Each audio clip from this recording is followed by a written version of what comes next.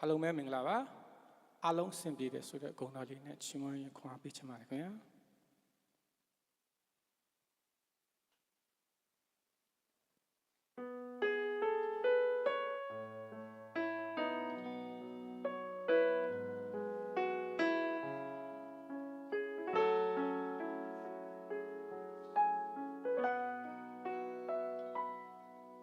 ဒီနေ့ထိအသက်ရှင်နာ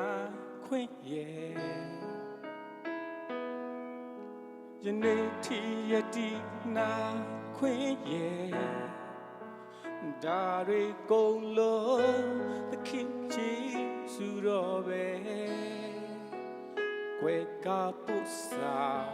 ပေးခဲ့သခင်ရဲ့ဒုက္ခပြဿနာ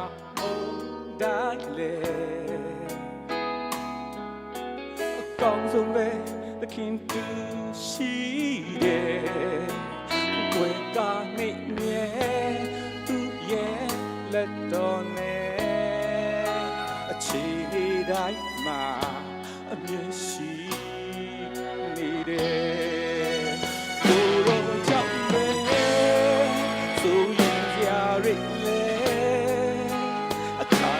ချုပ်လေသခင်ကြာငြိမ်ဝတ်တယ်အချစ်လေးတွေမျိုးမျိုးချင်နေတော့လေကိုယ်တော်ကြောင့်ပဲ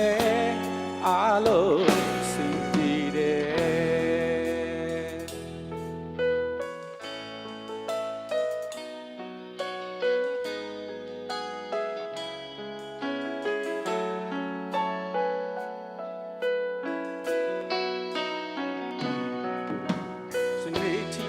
ရှင်နာခွင့်ရဲ့ယနေ့ထိယတိနာခွင့်ရဲ့ဒါရီကုန်လို့သခင်ကြီးစုတော်ပဲဝေကပုစာတိခေသခင်ရဲ့ဒုက္ခပြဿနာမောတိုင်းလေအကောင်းဆုံးပဲသခင်တူရှိတယ်